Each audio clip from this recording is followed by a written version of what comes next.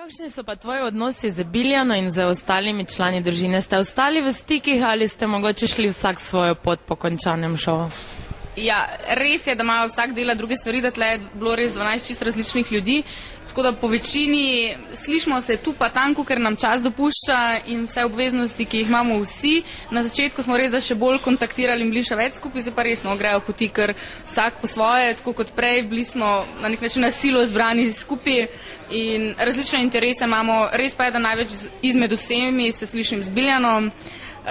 Pride tudi še to najeno potovanje, ki sva si ga obljubile, tako da z njo sva največ v kontaktih. Je pa res, evo, da zdaj naredim še reklamo, 26. januarja, torej tega meseca, to je 14 dni, bo jaz organiziran kot zmagovalka tega resničnostnega šova eno tako ful veliko zabavo z vsemi udeleženci kmetije in to bo pri nas v Celju na bowlingu Planeta Tuš, ob 21. uri, tako da vljudno vabljeni vsi, To zdaj tako na hitrico še malo povabilo, če pač ljudje, ki nas želijo spoznati, videti v živo, se pozabavati z nami, lahko pridejo, tako da tam bomo pa vsi zbrani, Tako da v tem smislu smo zdaj recimo kontaktiramo med seboj in se slišimo. Koliko denarja ti je sedaj dejansko ostalo? Mogla si plačati neke prispevke, omenila si zabavo, tudi potovanje z Biljano.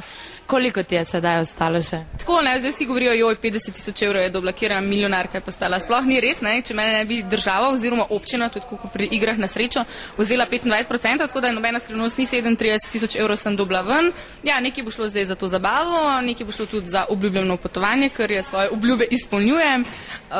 Kaj druga bom pa pol probala bolj v drugo smer vložiti. Najprej sem zdaj razmišljala, kakšne delnice, če bo, zdaj se neki finga odpira, tako da na to računam, na ene delnice, pa ko se malo vse skupaj obrne, pa itak, da si želim tudi jaz kako stanovanje v prihodnosti, kaj takega.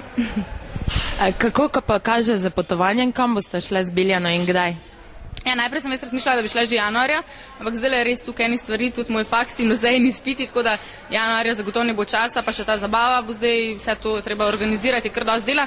Tako da jaz mislim, da bomo v roku 2 mesecev šle nekam, Po vsej verjetnosti je res nekam čez lužo, kak Los Angeles, Florida, kaj takega, te destinacije pridejo. Zdaj je še vse v bistvu v dogovoru, ampak bo zagotovo in jaz itak vem, da boste vsi to bili seznanjeni s tem in lahko spremljali, tako da bo vsi vedeli, kam smo šle in kak smo se imeli, bo objavljen. Preden pa si nastopila v šovu Kmetija, pa si bila tudi v dokaj sveži zvezi. Kako je pa sedaj tvoje ljubezensko stanje na tvojem ljubezenskem področju? Zdaj mogoče se bo kdo smejal, ampak ne, dejansko res, jaz preden sem šla na Kmetijo, sem čist na hecen način bila na morju z mojo dobro prijateljico in sem spoznala enega fanta in pa sem mogla iti na Kmetijo, to je bilo 1, 2, 3 in pa sem prišla nazaj in smo bila spet skupaj, skratka, to je zdaj nedolg. No in bilo je vse lepo in prav do pred parih dni, ko sem se pač razšla, ni bilo več to, mogoče tudi ta 2 meseca vmes, ko mi ni bilo, so se določene stvari spremenile. Je pa res, da sem že zdaj spoznala tudi enega fanta, sva pa tako tudi zelo dobrem odnosu, tako da mogoče je zdaj še bolj sveža ljubezen, kot je bila prej, Torej si mogoče svojo zmago vnovčila tudi na tem področju? Ja, to po mojem nima nič zmago, to je bil zgolj splet okoliščin in naključje,